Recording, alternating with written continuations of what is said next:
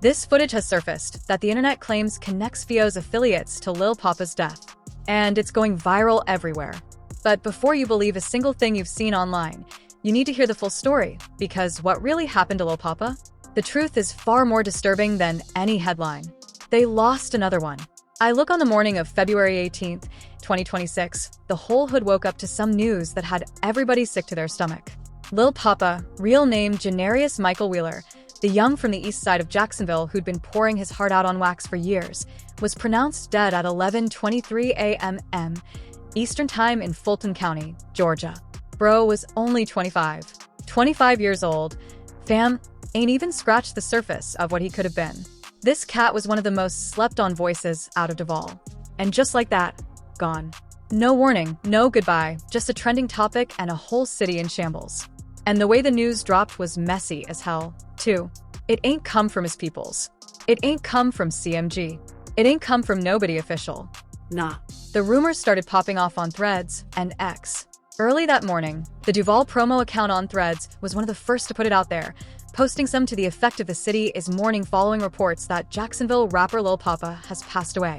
And from that moment, every comment section, every group chat, every timeline was going crazy. Folks was in denial typing stuff like this Lil Poppa news better not be real dog was just listening to his new song last night and peep this just 5 days before he died on February 13th. Poppa had dropped his latest joint out of town Bay with a whole music video. The track was still in rotation, folks, was still bumping it in the whip, and then the man behind it was just gone by mid-afternoon. It was a wrap on the hoping. TMZ confirmed the death straight from the Fulton County Medical Examiner's office. Then Newsweek pulled through with confirmation from senior medical examiner investigator Brian Joss Rain. New York Daily News and Mara followed right behind. Every single one of them said the same thing. Cause and manner of death pending investigation. Ain't no details. Ain't no foul play confirmed. Just silence from the law and chaos from the internet. And you already know how the streets move when there ain't no official word. Everybody become a detective overnight. Suicide. Rumors popped up within hours with folks on X like AllMaroon775 posting they saying Lil Poppa death was a suicide. Check on your PPLS, man. Other people was throwing out theories about pills, about overdoses, about all types of wild scenarios. One unverified claim even said he was found laying next to fake pills in a Florida crib, which straight up don't even match up with the confirmed Georgia location where he was officially pronounced. Now, the podcast boys was on it quick. They broke it down on air the same day, and the way they laid it out hit different because they kept it 100 about the whole situation. No, what's up with this Lil Poppa? What's all this tell us about that. What's relevant to what we got? Soon as they sat down, the chat was already flooding with the news. Nobody could focus on nothing else. We got a rapper from Jacksonville, Florida, named Lil Poppa. I believe he was affiliated with Young and Ace. And right there, that's the line that connects everything, because the second they mention Young and Ace, you already know what conversation is coming next. The war, the bodies, the beef that turned Jacksonville into a graveyard.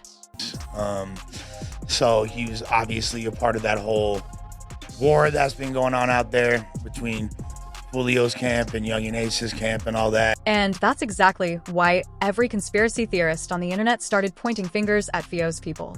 Because if Poppa was on the ATK side of things and Foolio was KTA and Foolio just got killed in 2024 by folks connected to ATK, then in the streets that math adds up to one word: retaliation. But we're going to get to whether that math actually checks out in a minute. First, you got to understand how deep this beef really ran. See, Jacksonville's rap scene has been defined by the ATK versus KTA war, a conflict that's resulted in over 300 bodies since 2017. That ain't a typo. 300 ATK Ace that kill us was Young Ace's side, and Poppa was plugged in through his crew cut circle, which law enforcement viewed as connected to the 1200 East Side gang. On the other end, KTA killed them all, and 6 Block was Foolio's camp repping the North Side Monterey area. But here's what a lot of people don't know. Foolio and Lil Poppa actually started out as cool. They was making music together, running in the same circles, vibing. And Foolio himself confirmed all of this in an interview. The interviewer brought Poppa's name up, and you could tell the energy shifted immediately. Another shocking thing you mentioned in the record was Lil Poppa, another Jacksonville artist who releases quality music. Yeah. Even the interviewer acknowledged it. Poppa made quality music. The man stayed in his lane. Wasn't on the blogs beefing with nobody. But none of that mattered when the streets started talking. When asked about the history, Foolio didn't hold back one bit. We fought, I beat his ass type shit. I had beat his ass and shit in the mall and shit. Me and my little cousin Coach had beat his ass. And that's how it ended up from the studio to the hands. That right there is Foolio admitting to the infamous Avenue's Mall Foot Locker altercation in 2018 where him and his cousin Coach, the Ghost, allegedly jumped Poppa over perceived sneak disses in his music. How do you go from making songs with somebody to fighting? Like, what is that energy? How did that energy even come about? Like, what happened? Real question. How you go from the booth to throwing blows. And Foolio's answer broke the whole code on how Jacksonville beef works. This what it be, Sean. When I make a song, I say people's name right. I'm direct with it. So Foolio saw himself as a real one. No subliminals, no coded bars. He put your name right in the song, but in his eyes, Poppa was the one throwing shots on the low. Y'all don't hear the 1,000 sneak disses a nigga say to me, antagonize me and shit. Now, the mall fight was just one piece. The bigger picture was the ATK-KTA bloodbath. In 2018, a drive-a-bee targeted Lil Poppa, his brother Chi-Chi, and a homeboy. 2 of Poppa's guys got smoked. He caught a graze. That shooting birth, Purple Hearts, one of the most raw, gut-wrenching joints to ever come out of Jax. The war kept escalating through music. ATK's Who I Smoke and Foolio's When I See You became the anthems of both sides. Each track naming dead members from the other camp. But Poppa, he made the conscious decision not to drop diss tracks. He stayed on his introspective tip, pain music, melodic trap, real talk about depression and survival, and that spoke volumes. Then June 23rd, 2024, Foolio got caught lacking in Tampa during his 26th birthday celebration. Ambushed. The suspects booked included Rashad Murphy, aka Poppy, from the ATK-affiliated 1200 faction, but no sources put Poppa's name in any of it. And his response, he dropped more to life. 0 disses, all reflection. He spoke on karma. A man reaps what he SWS. The internet praised him for the maturity. Reddit said Poppa dropped the best response to Foolio's death. So when Poppa himself turned up dead less than 2 years later, you can see why the net started screaming retaliation. KTA don't forget 6 Block. Don't forget, that's the narrative. But here's the real. There ain't a single shred of credible evidence linking Foolio's affiliates to Lil Poppa's death. Not one. The beef had reportedly cooled by 2021. Poppa handled Foolio's death with class, and everything from the investigation points to personal struggles, not ops. But the internet don't care about evidence when there's a narrative to push. And that's exactly what sent this whole story into overdrive. All right. So to really feel the magnitude of what we lost on February 18th, you got to understand who Lil Poppa was beyond the beefs, beyond the gang ties, beyond the clickbait, because this wasn't just some random jit from the hood who caught a hot streak. From the trenches to the majors, Janarius Michael Wheeler was born March 18th, 2000 and raised on the east side of Jacksonville, the part of Duval where the murder rate don't play and funerals be more common than birthday parties. He grew up plugged in with ATK through cats like Spinnerbins and Whopper. And his squad cut circle was flagged by the laws as connected to the 1200 East Side gang. That's the environment. That's the soil he grew from. But even coming up in all that smoke, all that static, all that death, Poppa was different. While every other rapper in the city was dropping drill records and diss tracks, Poppa was making melodic, introspective joints that spoke on pain, survival, depression, stuff nobody in Jacksonville was really touching like that. And you could hear it in how people described his sound. Peep what this artist said about what made Poppa stand out from the pack. And I love Lil Poppa. Let's so start raw. there.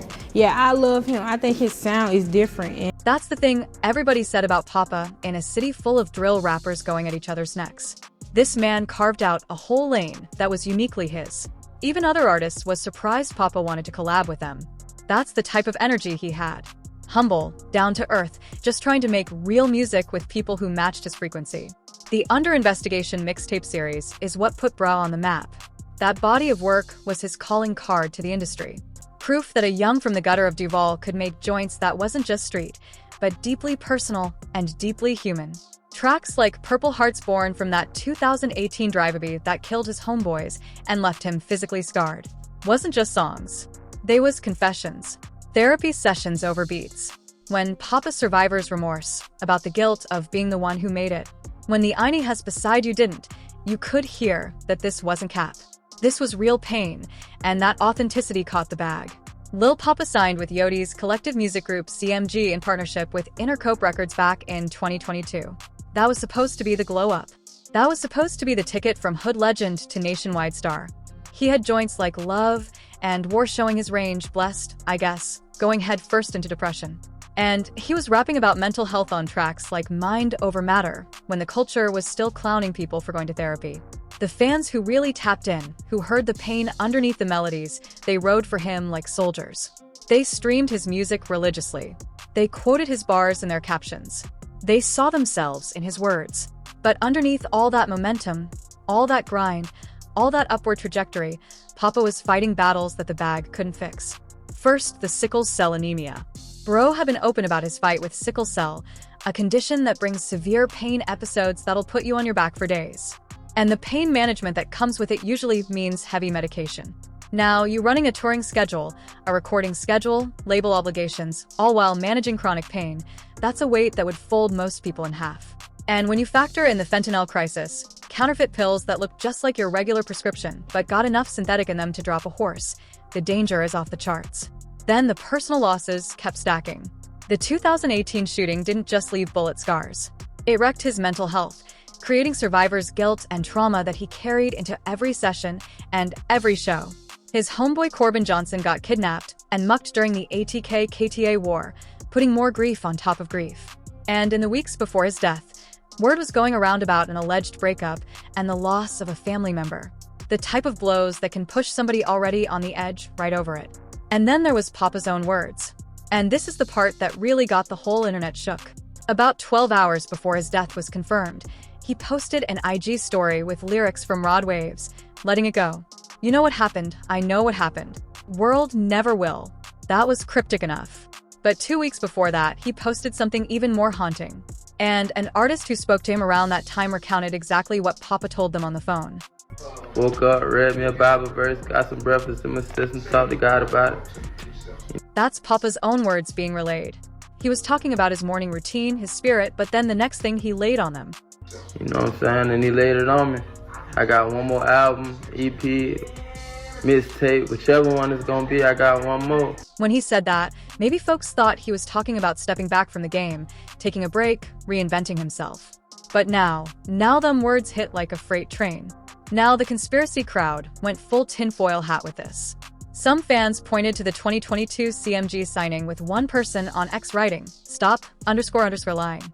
Lil Poppa ain't start having all DC problems till he signed to Yo Gotti. Is there any real evidence the label caused his problems? Nah, not at all. But the sentiment tapped into something real in the streets. The perception that once you sign to a major, the machine chews you up. Others went even further off the deep end with sacrifice theories and Giatria number 97 nonsense. Zero evidence, but it resonates when you've watched too many young artists die under mysterious circumstances. Meanwhile, Poppa himself was showing the whole world exactly where his head was at if he was paying attention. And that's exactly what the podcast crew pointed out. Now, that's one perspective, and it's a heavy one. But the conversation they had after that about why this happens, about the culture, about the pressure, that's the part that really matters, and that's what we're going to chop up in part 3. The whole culture, more in Lil Poppa. When a young artist checks out, especially one as raw, as real, and as talented as Lil Poppa, the aftermath hits the culture in waves. First wave is shock. Second wave is grief. Third wave, that's when everybody who ever shared a studio, a stage, a phone call, or a playlist with that person steps forward to say what they got to say. And the tributes that came in for Poppa, bruh, some of the most heartfelt, most genuine, most gut-wrenching reactions the rap game has seen in years. Boozy was one of the first OGs to step up. He had collabed with Poppa on joints like Untamed. So, this wasn't just some obligatory RAP post. This was a man who genuinely rocked with the young. Listen to how he opened it up. I won't give a, TIP Thug and Peace to Lil Poppa, man. Yeah, my little nigga right there, That ain't no industry talk. That's genuine love, fam. Always supported me, looked up to me, my nigga. Poppa looked up to Boozy, supported him, and Boozy felt that energy and gave it right back. Shot at little nigga too. To TIP Poppa. And you could hear it building in Boo's voice. The disbelief turning into real raw grief. Even Boozy's Kids was rocking with Poppa. That tells you everything about how far his reach went. From the streets to the families, from the trenches to the living rooms. But the reaction that hit arguably the hardest came from the artist who had actually gotten on the phone with Poppa, who heard that excitement in his voice, and who now got to live with knowing one of their last conversations was filled with hope that would never get fulfilled. Having a collab with Poppa, receiving a song directly from him, that's the type of cosign artists dream about. And to know that the person who sent you that track is gone, that's a different kind of pain. Then there's Lil Duval, the Jacksonville native, who posted, "This one really hurt me cause I really cared about Poppa." Most Jacksonville knew him before the fame. That's hood love right there. Knowing somebody before the record deals, before the streams, before any of the industry stuff, loving them as a person first. Big Pluto reacted live on stream, visibly shaken, struggling to process the news while thousands watched. His girl caught the news, too, and you could hear the shock in real time. And Caroline Barryline Diaz, CEO of Great Day Records, one of Poppa's earliest collaborators, posted, "My little brother is gone. Poppa, I love you so much. I am so broken. My little brother is gone." That ain't business talk. That's family. The fan tributes on social media was equally powerful. On X, a junior Casabla posted, "Sad news. Jacksonville rapper Lil Poppa has passed away at just 25. RIP to a rising talent." Itasha726 wrote, "The news of Lil Poppa death is devastating. RIP gone way too soon. And the joints that really got me was from fans who felt some type of way about how slept on he was while he was alive. Rippy Lil Poppa, one of the greatest talents of our generation. Crazy underrated. And that's always how it go, ain't it? We don't give nobody they flowers till the casket get closed." Some Reddit users on RR Duval County pushed back against the corny comments, noting some of y'all got some really corny responses to a human being's death. Real ones checked that energy. And on the podcast, that's where the real conversation happened, because they ain't just mourn the man. They broke down exactly why this keeps happening to young black artists. Apparently, like, a lot of people kind of thought this didn't surprise people that have been following the lore closely, because I guess he's been... People who was really tapped into Poppa's content saw it coming. They peeped the signs in his lyrics, in his posts, in his energy. And that's the hardest part. Think about what Poppa went through by 25. Survived a shooting that killed his homies. Grew up in one of the most dangerous cities in the country. Chronic illness, label pressure, personal losses stacking up like unpaid bills. And then one of the hosts really brought it home by speaking on the pressure the black community specifically puts on itself. He had a show booked in New Orleans for March as part of his Almost Normal Again tour. Even that tour name, Almost Normal Again, when you really sit with it, tells you everything about where his head was at. And even Poppa himself on one of his IG lives showed the world that he was still moving, still grinding, still out here. I forgot I dropped the song today. Damn, what's the name? Out right now, I'm missing something out right now, man. Y'all go get that shit, man. It's out on all platforms, man. That's Popo on IG Live promoting his music, still hustling, still pushing his art out to the world. A man who was still in the fight, still wanted people to hear his music, still had that drive. So, let me bring this whole thing home. The Fulton County Medical Examiner's Office investigation is still ongoing. Toxicology and autopsy results may take weeks. And until them results come back, everything else, every theory, every rumor, every piece of viral footage claiming to show what really went down is speculation. What we know for certain is that a 25-year-old father, artist, and Duval legend is gone. His catalog going to see renewed attention as fans revisit the bars that first drew them in. Streaming numbers gone surge the way they always do when we lose one of our own. But beyond the streams and the tributes and the trending topics, the real takeaway is this. Check on your people for real. Not just a Wyatt text, not just a like on they post. Actually check on them. Because sometimes the people who look like they got it all together are the ones fighting the hardest battles behind closed doors. And by the time the signs become obvious, it might already be too late. If you or somebody you know is fighting through some dark times, call or text 988, the Suicide and Crisis Lifeline. It's free, it's confidential, and it might be the difference between losing another legend and keeping one here. Thug in peace. Lil Poppa Duval legend. Legend across the world. Long live Poppa. Smash that like, leave a comment with your favorite Poppa track, and subscribe if you ain't already plugged in. Check on your people. Tell them you love them while they still here to hear it. Until next time, stay dangerous, stay safe, and stay